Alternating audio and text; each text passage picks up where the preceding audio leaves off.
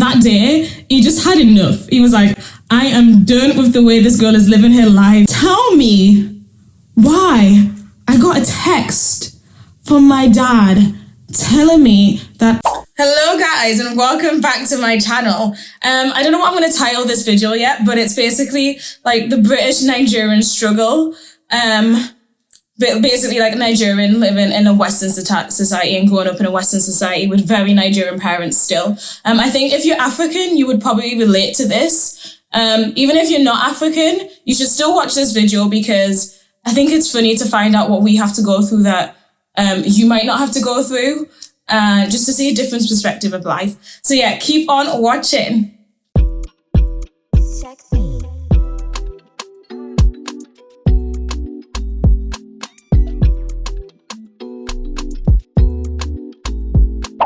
The first thing that I'm gonna say is the name, okay?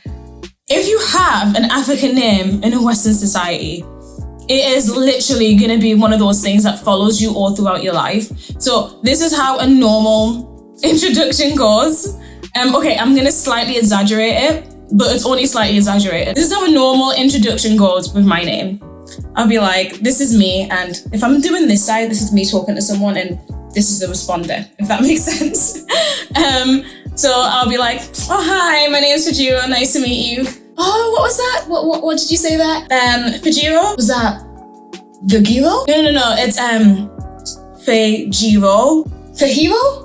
I'm like, no, like that's not how you say my name. So normally I kind of shorten it down and I'm like, okay, just call me Feji. Like, it's so hard, like having to explain my name to people. This is such a struggle. Like, there's been times when I've told people, oh, you can just, I remember I told my driving instructor, I was like, oh, you can just call me Faye. And he was like, so how do you pronounce that? Like, who does that? How do you pronounce Faye? I kind of stopped explaining how to say my name to people. I'm like so over it. But I know there are names out there that are much harder than mine. I know my name is foreign and it's not common, so it's not something that you come across often, but it's simple phonetics. Like the same way you say potato, you can say Fajiro. Like, use your phonetics. You learned that in primary school. Like, come on. So that is the first struggle. The next one is when you explain to people that you can't make plans because you've got church or something. And the thing is, I am from a Christian Nigerian family. We're very Christian. So normally, it's not always on a Sunday morning that I go to church. Sometimes I've got church plans, like church things to do during the week as well. And then I'll be like, oh, I'm sorry, I can't make that. I've got church. There's two reactions that normally happens. So the first one is like, oh, you've got church. Like, that's so cute. And then you get the people that are like, oh, church. Like, no, don't do that. Don't feel sorry for me. Church is lit. Like, Nigerian churches is lit, okay? They are lit. You are missing out, okay? Just, church is lit. I like going to church. Don't feel sorry for me. And the next one is African errands. And I mean African parents' errands. So for example, my parents don't do this anymore because I think they have been westernized. Praise Jesus. Say I had they need me to get the remote for them. This is so stupid. They'll be in the same room as the remote. I'm like, yes? Oh, pass the remote for me. I couldn't reach. I'm just like, so you expect me to leave what I was doing in a different room to come to your room and give you the remote that you were 2 meters away from? Like, doesn't make sense. Next one, I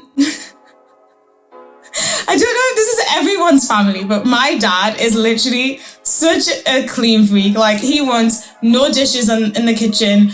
You can't even, like, say you have food and you sit in the dining room and you just don't want to like clean up, or you sit in the living room and you don't want to clean up straight after. No, as soon as you're done eating, straight to the kitchen, get that dish washed. Everywhere needs to be like you don't even live in, like there's nobody living. It needs to look like a showroom. That's how like much of a neat freak my dad is. So I had work one morning, okay? And I left dishes in the sink. So I think I had like breakfast. I had like toast or cereal. I can't quite remember what I had. And I left dishes in the sink. Tell me why I got a text from my dad telling me that honestly, guys, you would think I came back home pregnant. You think I came back home drunk or on drugs or high or any of those things. It was like, Fajiro, this lifestyle you're living an absurd lifestyle. I was living an absurd lifestyle, basically because I was doing an apprenticeship at that time, so I was working a 9 till 5. So every morning I kind of used to leave the dishes because I didn't used to leave enough time to have breakfast and wash the dishes after.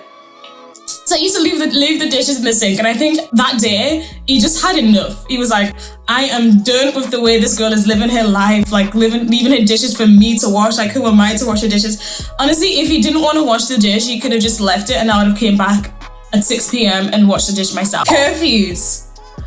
This is a struggle. I don't know if everyone's parents are like this. I think even my parents are one of the kinder ones, as strict as they were. They were the kind of strict African parents. But I used to have an 8 p.m., 9 p.m. curfew. This is when I was 18. So bear in mind, I was doing an apprenticeship. So I was doing a 9 to 5 then. So I used to value time with my friends because 9 to 5s are boring, okay? You're just sitting on a screen. I was doing a digital marketing apprenticeship, but I was also doing admin as well. So I was doing a lot of admin roles, and it's like it's very like structured. Like, there's nothing creative about it. So I was literally dragged the creativity out of me. I used to be drained after work. So I would want to hang out with my friends after, and literally, bear in mind, by the time I get to my friends' houses or whatever we're hanging out, it will be like 6 p.m. So if I had to be back home for 8 p.m., I only have 2 hours. So there were times where I wouldn't come back home for 8 p.m. I would just stay out till 10 or 11. And I would literally be coming home. My parents would be like the way that I am living my life. And I'm like, guys, I just went bowling. Like, I just went for food. Like, I was just sitting in this person's house. Like, I'm not doing anything mad. And the funny thing is, when I'm in the house, they don't even talk to me. Like, they'll come in my room, dip their head in, look at me, be happy I'm there, and then leave. So I don't know what it is. Like, the curfew thing, like, I think they just want to keep me, they like knowing that I'm safe. I think obviously I'm not a parent, so I don't know how that feels like. But African parents need to kind of chill out. Like, I was a whole 18 years old. Like, I was a whole adult, okay? Okay, not being an adult because I'm barely an adult now, but I was a whole adult. They could have given me some more freedoms. So that is the end of my video. I hope you guys really enjoyed that. Share this video if you found it entertaining. Like, share it on your socials. Let people like know about it. Grow my channel. Like, currently I am on 31 subscribers as I'm shooting this video. So try and get me to 100. I think we can do 100 like in pretty short time. So share this video if you enjoyed it. Comment your experiences. Is there anything that you've been through that I've missed out on? So like, comment, subscribe. Share your experiences. Share this video if you found it entertaining. If you have any video ideas for me, remember to comment them as well. I reply all my comments. So yeah, thank you for watching, and I will see you in my next video. Bye.